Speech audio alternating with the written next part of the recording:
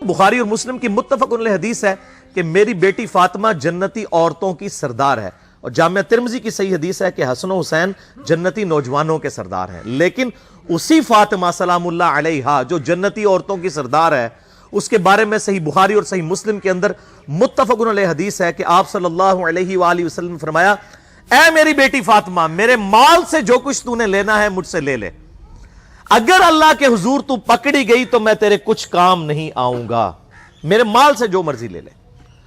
یہ آپ کو تو کہا گیا تھا، لیکن ہمیں سنایا گیا تھا کہ کوئی ایسا فرسودہ عقیدہ نہ رکھ لینا کہ بغیر اعمال کے ہی انسان کو جنت مل جائے گی۔ اعمال اور اللہ کی رحمت دونوں چیزیں شامل حال ہوں گی، صرف اعمال بھی کوئی شے نہیں ہے۔ بخاری اور مسلم دونوں میں یہ حدیث موجود ہے کہ آپ صلی اللہ علیہ وآلہ وسلم نے فرمایا، کوئی شخص بھی محض اپنے اعمال کی بنیاد پر جنت میں نہیں جائے گا۔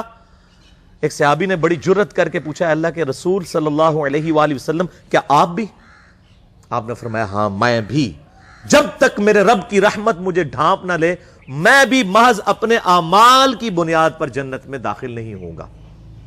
تو اعمال بھی ہیں اور رحمت بھی ہے، صرف اعمال بھی کوئی شے نہیں اور صرف رحمت بھی کوئی شے نہیں ہے۔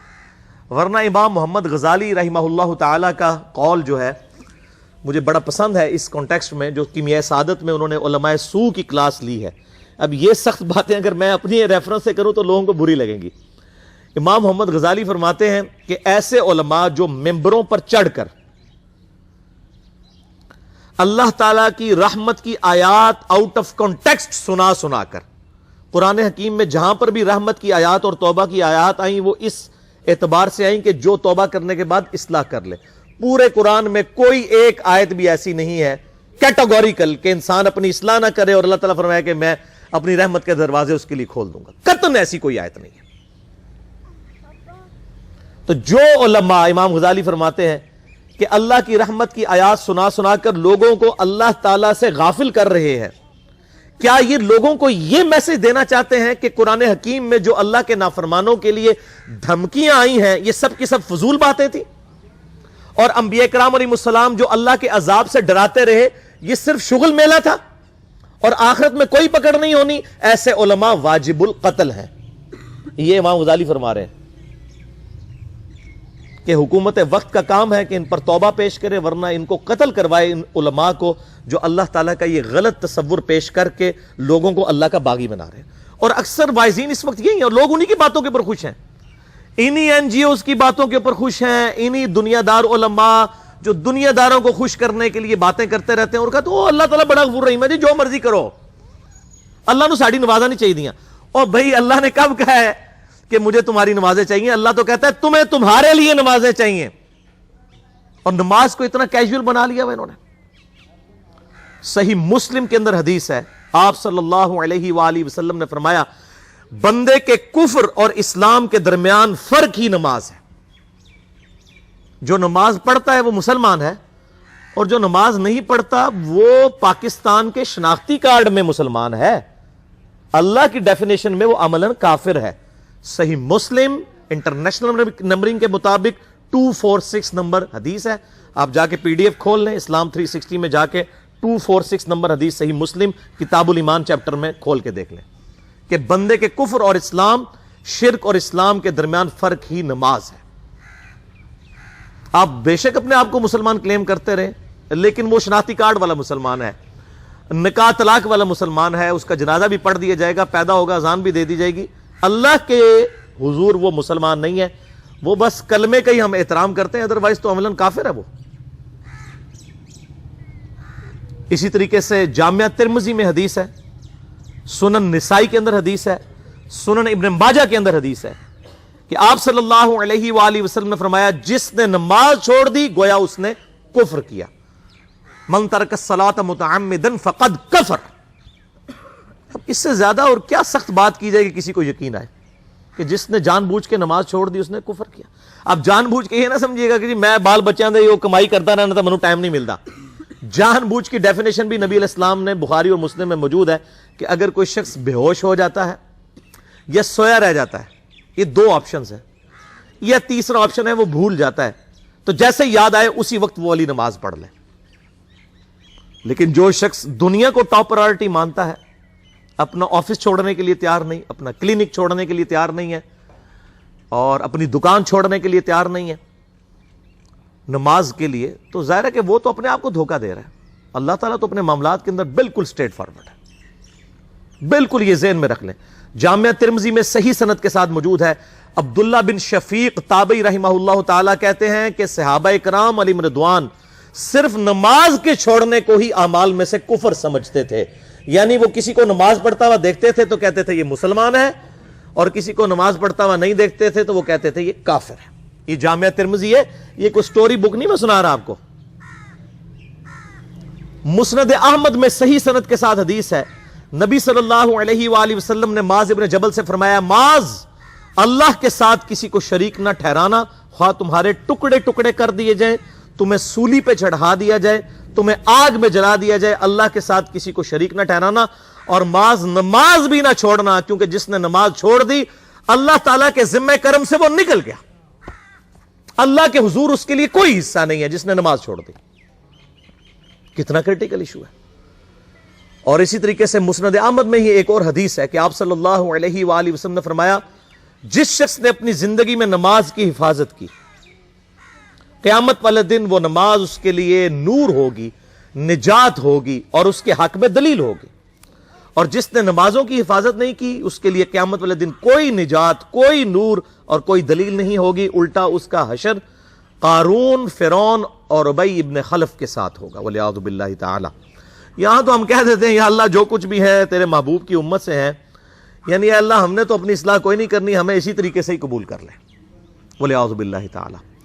اور کچھ ویسے علماء کا بھی اس میں بڑا برا کردار ہے کہ انہوں نے نماز کو بھی اتنا مشکل فرض بنا کے پیش کیا ہے کہ ایک عام آدمی کے لیے، اور جو دنیاوی معاملات کے اندر بھی انوالو ہے، اور کسی ایسی عورت کے لیے جس کے کئی بچے ہیں، مطلب اس روٹین کے اندر اس نماز کو مینج کرنا مشکل ہو جاتا ہے۔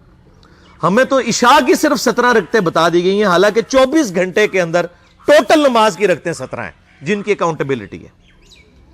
اور میں یہ بڑے یعنی وثوق کے ساتھ ایک ذمہ دار مبلغ کی حیثیت سے یہ بات کر رہا ہوں۔ آپ صحیح بخاری اور صحیح مسلم کھول کے دیکھ لیں، فرض نمازوں کی تعداد جو ہے وہ 5 آئی ہے، اور ان کی رکعتوں کی تعداد بھی بیان ہو گئی ہے۔ فجر کے 2 فرض، ظہر کے 4 فرض، عصر کے 4، مغرب کے 3 اور عشاء کے 4، اور سفر میں سارے 2 فرض ہیں، مغرب کے 3 ہیں۔ یہ ٹوٹل 17 رکھتے ہیں جن کی اکاؤنٹیبلٹی ہے۔ باقی جنا گڑ پاؤ گے انا میٹھا، وہ ساری نفلی عبادت ہے۔ وہ بخاری اور مسلم دونوں میں حدیث ہے، جس نے فرض کے علاوہ 12 رکعتوں میں استقامت کی، اور وہ 12 رکعتیں آپ صلی اللہ علیہ وآلہ وسلم نے پڑھ کے بھی بتائیں، اور امہات المومنین میں سے سیدہ عائشہ نے، سیدہ ام سلمہ نے، سیدہ ام حبیبہ رضی اللہ عنہن نے روایت بھی کی کہ 2 فجر سے پہلے، 4 ظہر سے پہلے، 2 ظہر کے بعد، 2 مغرب کے بعد، 2 عشاء کے بعد، یہ 12 سنت موقدہ، جس نے یہ پڑھی اسے جنت میں محل ملے گا۔ اگر کوئی نہیں پڑھتا تو گنہگاری والا معاملہ کوئی نہیں ہے۔ اسی طریقے سے اس کے علاوہ ایک اور وطر کی نماز ہے جو سنت موقدہ ہے۔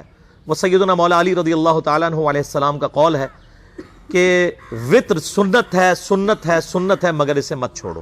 ہے سنت ہے لیکن تاکیدی ہے۔ آپ صلی اللہ علیہ وآلہ وسلم نے سفر میں بھی وطر اور فجر کی 2 سنتیں پڑھی ہیں، لیکن یہ صرف افضلیت کے اعتبار سے تاکیدی ہیں، ان کی کاؤنٹیبلٹی کوئی نہیں ہے۔ البتہ یہ ضرور ہے، سنن ابی داؤد میں ایک حدیث ہے کہ جس کی قیامت والے دن فرضوں میں کوتاہی نکل آئے گی تو اللہ تعالیٰ فرمائے گا میرے بندوں کی جو نفلی اور سنت عبادت ہے اس کو تول لو اور فرضوں کے ایکویلنٹ قبول کر لو۔ تو آپ اگر یعنی سنتیں پڑھیں گے تو اس کے ایکویلنٹ نفلوں کی کوتاہی پوری ہو جائے گی، ادروائز اکاؤنٹیبلٹی اس کی کوئی نہیں ہے، یہ ذہن میں رکھیے گا۔ صحیح بخاری اور مسلم دونوں میں حدیث موجود ہے، ایک صحابی آئے، انہوں نے کہا یا رسول اللہ صلی اللہ علیہ وآلہ وسلم میں جنت میں جانا چاہتا ہوں، مجھے کوئی شارٹ کٹ بتا دیں۔ آپ صلی اللہ علیہ وآلہ وسلم نے فرمایا اسلام لانے کے بعد نماز، فرض نماز کو قائم رکھ، پھر فرمایا فرض زکوٰۃ ادا کر، فرض روزے دے، روزے جو ہیں وہ ان کو ادا کر اور روزے رکھ۔ حج اس وقت فرض نہیں ہوا تھا، وہ زندگی میں ایک بار ہے۔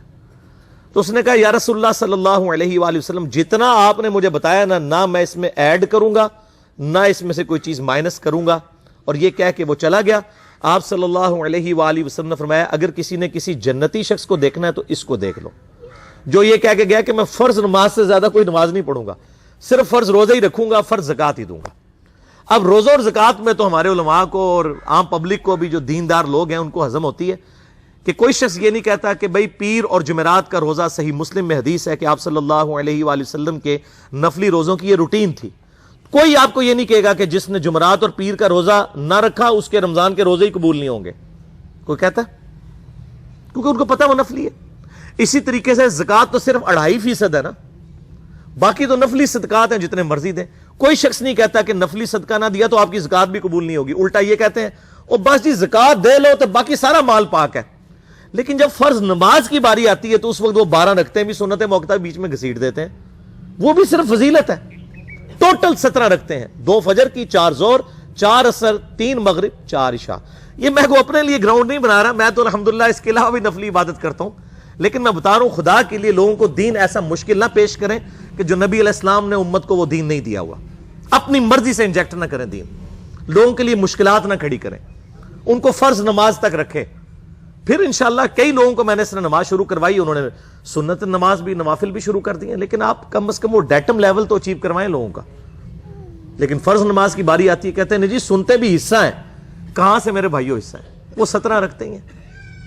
سنتیں پڑھیں گے ثواب ہے, نہیں پڑھتے گناہ کوئی نہیں ہے. تو کم از کم فرض تو ادا کریں. اس کے لیے آپ کو ٹوٹل 24 گھنٹے میں میرے خیال ہے 40 منٹ بھی نہیں چاہیے فرض پڑھنے کے لیے.